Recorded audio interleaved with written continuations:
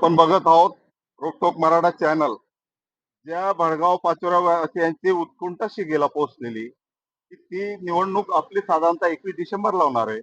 त्याच्यासाठी भडगाव पाचोरावासियांना कुशंका निर्माण झाल्या होत्या. त्या सगळ्या शंकांचं जाळं तोडून आपले विद्यमान आमदार किशोर आप्पा पाटील यांनी इथे प्रायव्हेट सिक्युरिटी गार्ड नियुक्त केलेले आहेत.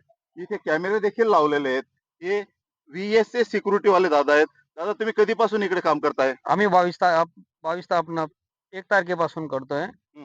12 घंटा आमची ड्युटी आहे. रात्रपाळीला 2 गार्ड आणि दिवसपाळीला 2 गार्ड. बरोबर बरोबर. इथे कोणी कोणी भेटी दिलेल्या आहेत? इथं ते तहसीलदार साहेब वगैरे आणि PSI साहेब यांच्या 1-1 तासाने गाड्या येत राहतात. बरोबर. मित्र, आपण रोकठोक मराठा एक लेव बघत आहोत.